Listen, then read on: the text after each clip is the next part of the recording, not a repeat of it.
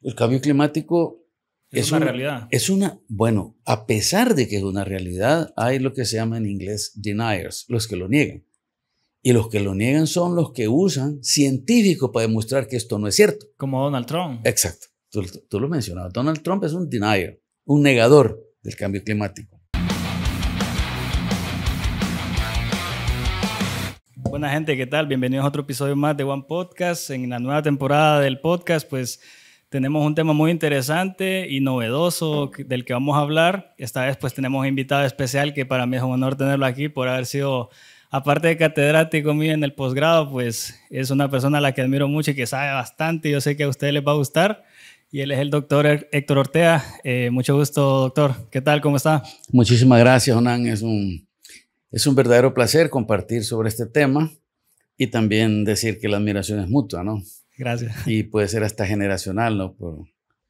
Por conocer a tu padre, un ingeniero muy comprometido, y también la experiencia que tuvimos en la maestría y en los proyectos de desarrollo que son un brazo importante para promover justicia, combate a la desigualdad y que la gente pues cristalice los derechos humanos que muchas veces están en declaraciones, pero que al llevarlas a la práctica pues tienen muchos obstáculos de diferente manera, ¿no? Exacto. Entonces, muchas gracias. Gracias. Específicamente de eso, ¿verdad? Muchas veces sabemos que para empezar hablando sobre este tema, muchas organizaciones, incluyendo gobiernos, políticos, personas que son activistas sociales y demás, tienen una agenda, se puede considerar como la Agenda 2030, pero para las personas que tal vez no conozcan o no sepan, no sé si podríamos explicar más o menos de qué se trata. Bueno, la Agenda 2030, bueno, primero es el acuerdo que hay entre los principales agentes políticos y económicos y sociales del mundo que se pusieron de acuerdo en unos puntos que son absolutamente necesarios para promover un mundo más justo, un mundo pacífico y un mundo en el cual todas las personas, por el mero hecho de serlo, como se dice, tienen una ruta para cristalizar sus derechos, ¿no? Entonces, la agenda, digamos, son aquellos puntos que los estados, a través del Organismo de Naciones Unidas, acordaron como los mínimos para impulsar un mundo mejor, ¿no? Un mundo que reduce las desigualdades, que combate la pobreza, que reduce los conflictos y que enfrenta de una manera más resiliente las crisis. Claro, la gente se estará preguntando, bueno, pero si esa es la agenda, ¿cuál es la estrategia? ¿Cuáles son los objetivos? ¿Cuáles son los caminos? ¿Quiénes son los actores? Para que eso se cristalice en la práctica, ¿no? Pero la agenda es eso, la agenda es justamente los temas que los tomadores de decisiones a nivel universal acordaron como clave para promover un mundo mejor. Y tiene tres ejes, ¿no? Que deben de tenerlo todo política pública, todo programa que aspira a cumplimentar los puntos de la agenda, ¿no? Que son un enfoque social, en el sentido de que llega a la mayoría de la sociedad, particularmente a los más vulnerables, ¿no? Ya sabemos cuántos millones de personas son pobres, muy pobres en el mundo. Y el otro punto es el económico. Para esto se necesitan recursos, pero también se necesitan retornos, ¿no? Muchas veces, no necesariamente en términos de un regreso financiero, pero sí un regreso económico, que son distintos. El financiero es absolutamente dinero, es el criterio mercantil, por así decirlo, de una operación. Y el económico es el que hace resaltar los recursos. Muchas veces el recurso es el dinero, pero otras veces no es el dinero. Exacto. Ni es el precio igual que el valor, ¿verdad? Por ejemplo, alguien puede decir, ¿cuánto vale la tranquilidad? ¿Cuánto vale la paz? ¿Cuánto vale el ruido? ¿Cuánto vale el aire no contaminado? Etcétera, ¿no? Y esta agenda también plantea que hay que promover todo lo que hemos dicho, el mejoramiento de las condiciones. Después vamos a ver las diferentes herramientas, pero sin comprometer los recursos del planeta. Y ese es un gran desafío que tiene la humanidad, ¿no? Y yo creo que también pueden surgir muchas contradicciones. Yo, la verdad, estaba haciendo el análisis más que todo. Sabemos que son 17 objetivos, sí, muchas metas, que sí, yo creo que son pocas las personas que manejan bien, ¿verdad?, cuáles son las metas. Pero en relación a los objetivos, hay uno específicamente que se basa en erradicar la pobreza a nivel mundial, ¿verdad? Yo creo que lo acaba de mencionar, pero es uno de los principales desafíos que tenemos para poder dar el cumplimiento, porque podemos ver la contradicción en el caso de los paraísos fiscales, por ejemplo. O sea, queremos reducir la pobreza, queremos ayudar a las personas que sufren, a los países principalmente del tercer mundo que tienen situaciones desfavorables, pero podemos ver el caso de Mónaco, que pues son paraísos fiscales porque no, obviamente no hay impuestos que pagar. Está el caso también de que sea Andorra y entre otros, pero en relación a esas contradicciones, ¿qué se puede decir? Muy interesante este punto. Hay organismos internacionales que también promovieron estos acuerdos de la Agenda 2030 y de los Objetivos de Desarrollo Sostenible, que apuntan justamente a reducir la desigualdad. En los últimos años, el modelo neoliberal se caracteriza porque es concentrador de la riqueza. Y uno de los asuntos clave para generar que esta agenda se materialice es justamente el ámbito fiscal. Y el ámbito fiscal son básicamente impuestos o subsidios. Y aquí vamos a hablar, este es un tema interesante, Máster Onan. Vamos a hablar de los paraísos fiscales. No sé si recordamos que hay otra palabra para decirle en vez de paraíso fiscal, ¿no? Que lo vimos en la maestría. Ajá. Le dicen otra corriente filosófica, económica y política le llama guaridas fiscales. Guarida fiscal. ¿Cuál es la diferencia entre un paraíso y una guarida? La guarida da la idea en un sentido negativo, es decir, donde yo me escondo. Sí. Y un paraíso donde todo funciona bien. Oxfam Internacional tiene en su primer planteamiento para llevar a cabo el éxito de los Objetivos de Desarrollo Sostenible, que es la herramienta que se alinea con la agenda, ¿verdad? Dice es reducir la desigualdad. Y reducir la desigualdad tiene varios enfoques, pero el primero es la equidad tributaria. La equidad tributaria. Vamos a ver, Onan, vamos a hacer una especie de reflexión también. ¿Cuál es un país muy rico en el mundo donde hay un secreto bancario y donde van a parar todos mucha parte de los dineros mal habidos a esos países? ¿Un país? Sí.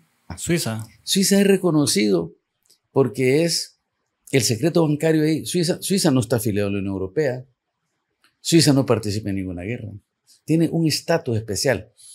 Pero ahí se van a esconder los capitales de los millonarios que no necesariamente lo han conseguido de buena manera. En los últimos casos hemos sabido de las cuentas que el general Augusto Pinochet tenía en Suiza. Pero Nan Máster ha conversado sobre dos paraísos o guaridas fiscales. Mónaco, ¿no? Mónaco es un principado que tiene todo un historial y que está incrustado, por así decirlo, en Francia, ¿no? Francia. Y Mónaco se ha convertido en digamos, la palabra paraíso fiscal o guarida fiscal. Pero, por ejemplo, ahí están muchos nuevos capitalistas que viven ahí por el hecho de no pagar impuestos. Voy a hablar de un campeón de tenis, por ejemplo, que en Suecia pagaba. Suecia es de los países que pagan altos porcentajes de impuestos. Los países nórdicos en general. Bueno, desde los Países Bajos para arriba, ¿no? Noruega, Finlandia, Islandia, Suecia, Dinamarca, Holanda, bueno, Países Bajos, pagan altas tasas de intereses y altas tasas de impuestos, que esa es la clave. Entonces, ahí están concentrados los millonarios, muchos millonarios del mundo, ¿no? Además, Mónaco está frente al mar, ¿no? Está el mar Mediterráneo. Mónaco, Onam, es como más o menos Tegucigalpa. Es muy quebrado Mónaco y nada fértil. Sí. Y es cuando uno está en Mónaco, en la parte de arriba, donde está, por ejemplo, el castillo de Reinerio, etcétera, ¿no? Uno ve hacia abajo y ve parqueados los yates más caros del mundo, ¿no? Andorra también. Andorra tiene menos multimillonarios Andorra, pero Andorra pasa por ser... Andorra es un principado que está entre Francia y España, ¿no? Está justamente en los Pirineos arriba, ¿no? Pues Andorra es de los pocos países donde no se paga impuestos. Pero mientras Mónaco es más turismo y tal, Andorra es más comercio. Si no se modifica la política fiscal, que son exoneraciones e impuestos, no hay posibilidad de reducir la desigualdad. Y eso se evidenció con la pandemia. Con la pandemia hubo 4 sectores de los monopolios internacionales que se enriquecieron, entre comillas, demasiado. Y eso, condujo a un nuevo concepto de inflación que en inglés se llama greedflation. Greed es como avaricia, codicia. O sea, hay una propuesta de Oxfam Internacional de incrementar el 1% a la tasa de los 1.000 millonarios. Son aquellas personas que tienen más de 1.000 millones de dólares en sus cuentas. Y todos sabemos en Honduras cuál ha sido la posición de aquellos que no pagan impuestos. Entonces, por un lado tenemos impuestos. La tasa de impuestos en Honduras se llama regresivo, que entre más capital tengo en promedio pago menos. Y el que paga más en Honduras, en Brasil, en México, por ejemplo, que tienen políticas fiscales regresivas, son los más pobres. Lo pagan en las compras, ¿va? En la pulpería y tal. Entonces, ellos pagan más en promedio. Hay una historia interesante que George Soros, que es uno de los multimillonarios del mundo, le decía a su amigo Barack Obama: Barack, cóbrame más impuestos a mí, que mi secretaria pague el doble que yo. Pero eso no es fácil. Son retos bastante grandes que pocas personas van a estar dispuestas a cumplir. Exactamente. Este es un señor multimillonario consciente, entre comillas, ¿va? Pero hay otra parte de la política fiscal ONAN que hay que revisar. Ya dijimos, no pago impuestos. O sea, la tasa de los impuestos es menor.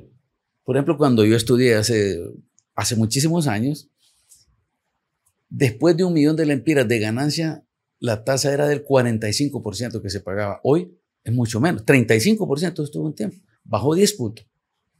Ese es uno. Pero por otro lado están las exoneraciones, lo que quiere decir que usted no paga por lo que importa. Y la exoneración puede ser una buena herramienta si estimula el crecimiento económico, si genera empleo, pero no siempre se utiliza así. ¿Qué es lo que normalmente hace la cooperación? Que está muchas veces exonerado, pero porque entra con esa intención de poder aportar al desarrollo. Cometeríamos un error si las condenamos a todas las exoneraciones. Por ejemplo, una cooperativa que está conformada por solo productores, la mayoría pequeños, se les puede exonerar porque vienen a producir café. Hay una distribución social y hay un impacto social de esas exoneraciones. Pero llega el extremo, por ejemplo, en Honduras, las exoneraciones que la gente lo ocupa para importar agua de Austria. Pues es un lujo demasiado grande, ¿va? Que si un rico se lo puede dar, pues que la compre, ¿va? Pero no exonerado.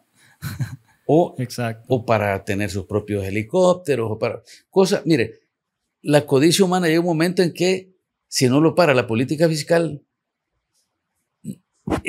dicen que los 1.000 millonarios, estamos hablando de 1.000 millonarios, es como tomar agua del mar, que entre más toma, más sed, ¿va? Como es salado. Nada más. Entonces, para terminar sobre el tema de la política fiscal es clave. En Honduras no hemos podido ni siquiera conseguir un consenso en la nación sobre una reforma tributaria. Solo eso. Entonces, como estamos hablando de los paraísos, ¿qué son los paraísos fiscales? Para decirle a la gente en concreto. Paraísos fiscales son que yo tengo una plata bien habida o mal habida y yo llego a un país, a Suiza, y le digo, bueno, yo vengo acá, pero la cuenta se va a llamar, no mi nombre, sino que se va a llamar 513-2540, un código. Y nadie puede investigar, ningún gobierno puede investigar, ninguna ente internacional puede ir a Suiza y decir, préstame las cuentas del libro, no puede. Pero paraíso fiscal es también aquel que a usted le abren las puertas para que meta plata y usted no tiene que dar razón de nada y le pagan intereses buenos porque esos dineros se mueven por todo el mundo, ¿no? Y ahí entra, y hay paraísos fiscales bien cerca de Honduras. ¿Cómo cuáles? Las Islas Caimán. Las Islas Caimán se considera paraíso fiscal. Es un paraíso fiscal. En Estados Unidos hay un estado que es paraíso fiscal, el estado de Oregon. Y hay otro estado pequeño que yo cuando leía las escrituras públicas de constitución de las compañías bananeras en Honduras, se crearon ese estado. Es un estado que tiene muchas facilidades para el empresariado y es donde vive ahora el presidente Biden. Él no es de Delaware, pero hizo su carrera política en Delaware. Él es de otro lado, ¿no? Entonces son paraísos fiscales. ¿Qué otro paraíso fiscal tenemos en América, por ejemplo? Evidentemente, los más famosos son Mónaco, Andorra, ¿no? Pero ha llegado un momento que los países pobres, y incluye Honduras, que la gente compite por atraer capitales y la manera de competir es dando facilidades fiscales. Ahorita estamos hablando del tema fiscal, solo plata, ¿no? Ahora, la otra pregunta, Donan, era del 13 y el 11. Exacto. Eso es... Cuando hablamos del cambio climático, del hablamos cambio de climático y ese las reto. ciudades... Ajá, de las ciudades que tienen industrialización, pero con autosostenibilidad. Ahí está. Digamos ahora, hablemos del cambio climático. El cambio climático es una realidad. Bueno, a pesar de que es una realidad, hay lo que se llama en inglés deniers, los que lo niegan. Y los que lo niegan son los que usan científicos para demostrar que esto no es cierto. Como Donald Trump. Exacto. Tú lo mencionabas. Donald Trump es un denier, un negador del cambio climático. Ahora, ¿quiénes son los que más contaminan el ambiente que hace que se recaliente el planeta? Los mismos países. Los países más ricos. ¿Por qué? Porque tienen industrialización de alta, mega industrialización. Mega industrialización. ¿Cuáles son las cosas que más contaminan el quemar combustibles fósiles? La energía eléctrica que viene de fuentes no renovables. Y existe otra curiosidad que estaba leyendo hace poco, que hay un evento que hacen a nivel mundial sobre el tema del cambio climático, donde la ONU y diferentes países pues se reúnen para poder discutir esta problemática, pero muchas de las empresas que contaminan son las que financian estos eventos. Entonces, de alguna forma, estas empresas logran justificar la contaminación que hacen a través de estas acciones. Pero yo creo que ahí es donde está otra contradicción también dentro de los objetivos, ¿verdad? Completamente. Vamos a ver, yo personalmente, y no quiero vanagloriarme aquí, estuve en la COP21 en París, que estableció un hito. De las más importantes fue la de París, porque ahí se acordó, a pesar de... Bueno, después Estados Unidos se retiró cuando Donald Trump, ¿no? Pero cuando estaba Obama, el presidente, en la COP21 de París, se acordó que reducir el impacto de tecnologías que iban a crecer más de 1.5% grados frente a lo que era en la sociedad preindustrial. Y como tú lo planteas, nada de eso se está convirtiendo en realidad. Más adelante incluso lo podemos conversar. Pero lo más doloroso de todo esto es lo que ocurrió en la COP28 en Emiratos Árabes. Que fue creo que fue una de las más recientes. De las más recientes. La última fue en Egipto. Sí, pero hubo en Marruecos también. Escocia también, las últimas, ¿verdad? Pero lo más doloroso es que quien dirigió era el presidente de esa, se llaman COP, Conference of Parties, la conferencia de las partes, así se llama. Quien la lideró es el ministro de petróleo de uno de los países árabes. Entonces, yo estoy combatiendo el cambio climático, sin embargo, soy el que lo presido. Entonces, ustedes se imaginan cuáles son los poderes que hay de todo esto para que realmente uno se oriente por el camino correcto. Pero yo quiero decir algo más. Ya dijimos por qué los países ricos son los que más contaminan, pero son los que menos convierten la contaminación en oxígeno. ¿Por qué? Porque miren lo que voy a decir. No soy técnico en esto, pero la cintura del mundo, la cadera del mundo, el ombligo del mundo es el que produce el 70%, es el que captura la contaminación en un 70% y la devuelve como oxígeno. Y eso es el trópico. Somos nosotros. Pero ¿a quién afecta más el cambio climático? A nosotros. Honduras está entre los 3 países de mayor riesgo ante desastres naturales provocados por el cambio climático. Entre los 3. Uno dice que está Nicaragua, está Birmania, está Honduras. Claro, somos muy vulnerables por una parte porque la ubicación geográfica. Si ustedes ven, Honduras está como en un triángulo y ahí vienen a pegar los huracanes. Pero no solo por eso, sino porque no estamos preparados para afrontarlo. Aquí viene una sequía tremenda, nos destruye los cultivos, viene un huracán, nos destruye la infraestructura, etcétera, ¿no? Entonces, los países que más contaminan son los que menos se afectan.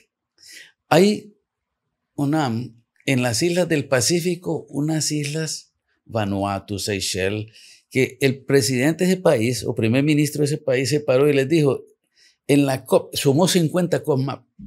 Cuando ocurra la COP tal, nosotros no existiremos porque la elevación del mar nos habrá hecho perder nuestro país, ¿no?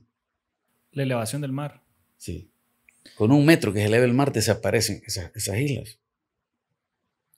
Impresionante, ¿no? Entonces él dice, ¿qué hemos hecho nosotros para merecer esto? Exacto, y yo creo que ahí donde entra ese concepto de justicia climática, ¿verdad? Porque, bueno, muchos cooperantes, para mencionar de Oxfam, le apegan mucho a este tipo de objetivos, principalmente por el cambio climático, pero vemos que por un lado está la parte que se niega y por otro lado está la parte que sufre esas desigualdades, ¿verdad?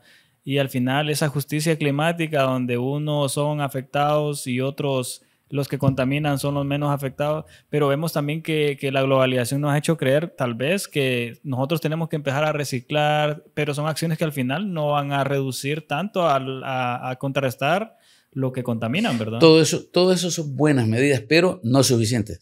Y en general, Master Onam, respecto ya a los objetivos, que hemos entrado a hablar de algunos, hay como 3 bloques. Unos que se están consiguiendo avances, vamos como por el camino correcto, digamos, frente a las metas que tú mencionabas hace un rato.